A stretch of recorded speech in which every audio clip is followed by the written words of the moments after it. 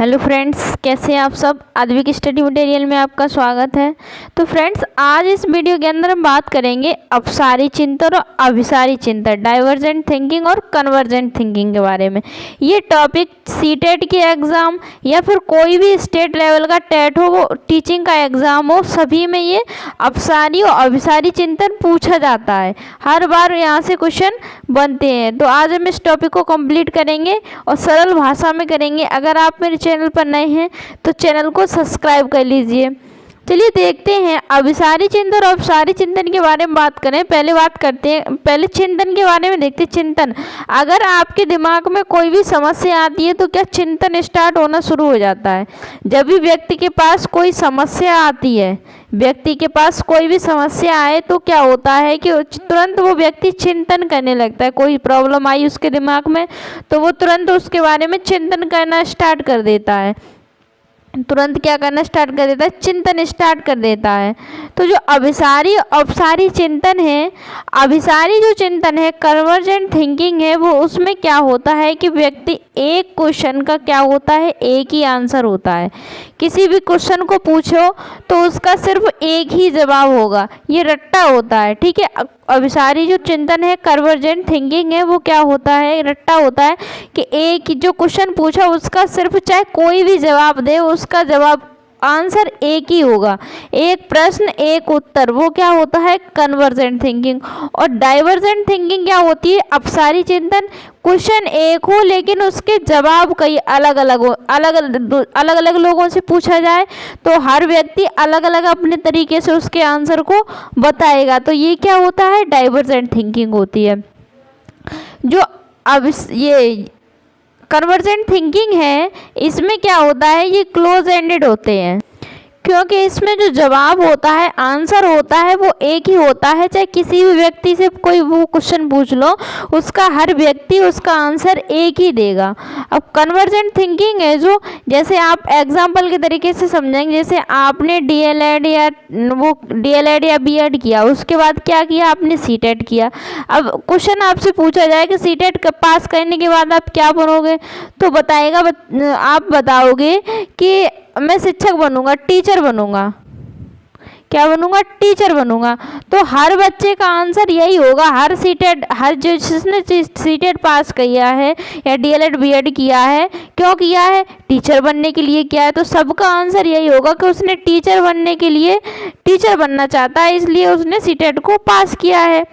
और जो divergent thinking है, उसमें ही अगर आपसे पूछा जाए कि आप टीचर क्यों बन रहे हो, आप टीचर क्यों बनना चाहते हो, तो सबका अलग अलग जवाब होगा। कोई कहेगा कि मेरी आर्थिक स्थिति ठीक नहीं, या फिर कोई कहेगा मेरा सपना है टीचर बनना, या फिर कोई कहेगा मेरे मम्मी पापा का सपना है टीचर बनना, या फिर कोई कहेगा कि मुझे पढ़ाना अच्छा लगता है।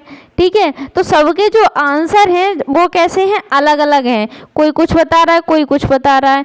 तो जहाँ एक ही क्वेश्चन के कई आंसर हो जाए वो क्या होता है, अपसारी चिंतन होता है।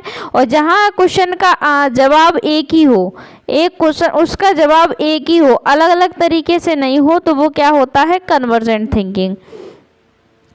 कन्वर्जेंट थिंकिंग, इसमें अपनी समस्या का समाधान करने के लिए केवल एक ही तरीका होता है। कोई भी समस्या आई उसका समाधान सिर्फ एक ही तरीके से होगा, वो क्या होती है, कन्वर्जेंट थिंकिंग। कोई भी उसके सामने प्रॉब्लम आई तो वो क्या करेगा, उस समस्या का समाधान एक ही तरीके से कर सकता है, वो क्या होती है, कन्वर्जेंट थिंकिंग। ये क्या होते हैं, क्लोज एंडेड होते हैं। क्या होते हैं, क्लोज एंडेड। इनका आंसर सिर्फ एक ही होगा, चाहे किसी भी व्यक्ति से पूछ लो, जवाब सबका एक ही होगा। इसमें सृजनात्मकता नहीं होती, क्रिएटिविटी नहीं होती है, अलग अलग तरीके से आंसर नहीं होता है इसमें।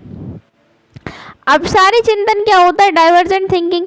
यदि किसी समस्या को हल करने के लिए, यदि कोई भी समस्या आई उसके हल करने के क्या हो, कई तरीके हों, एक से अधिक तरीके हों, वो क्या होती है, डाइवर्जेंट थिंकिंग।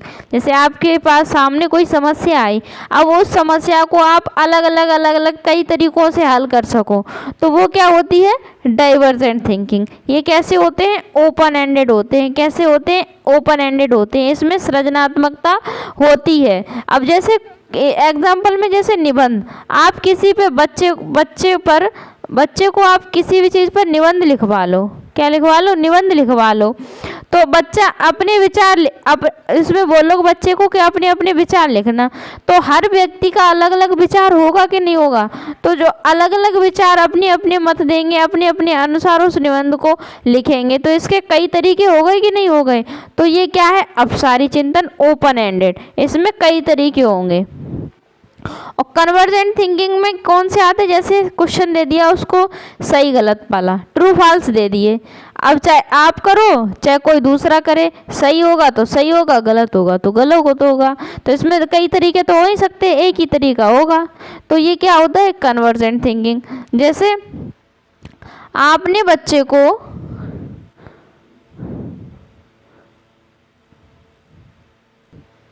एक प्रश्न पूछा, जैसे उससे पूछ लिया कि उत्तर प्रदेश की राजधानी क्या है, उत्तर प्रदेश की जो राजधानी क्या है, तो हर बच्चे का आंसर एक ही होगा आंसर एक ही। जैसे आपने बच्चे से पूछ लिया कि राष्ट्रीय पक्षी कौन है, तो सबका आंसर एक ही होगा, मोर। सब एक ही आंसर तो बताएंगे, मोर। अगर आपने इस बच्चे से पूछ लिया कि राष्ट्रीय पक्षी कौन है, सबका आंसर एक ही होगा, मोर। क्या होगा, मोर। इसको कई आंसर तो हो नहीं सकते। तो ये क्या है, कन्वर्जेंट थिंकिंग। एक ही तरीका है समस्या को समाधान करने का, तो वो हो गया कन्वर्जेंट थिंकिंग। और अलग अलग तरीके हुए तो वो क्या होता है, डाइवर्जेंट थिंकिंग।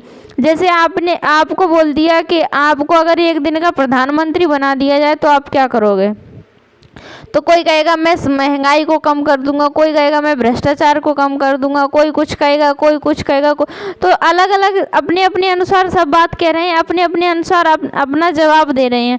तो अलग अलग तरीकों से जहाँ बात की जाए तो वो क्या होता है, अपसारी चिंतन। और जहाँ एक ही तरीके से बात की जाए वो क्या होता है, कन्वर्जेंट थिंकिंग, अभिसारी चिंतन। तो आई होप आप समझ गए होंगे। अगर आपको वीडियो अच्छी लगी हो तो मेरे चैनल को सब्सक्राइब करना, लाइक करना, शेयर करना और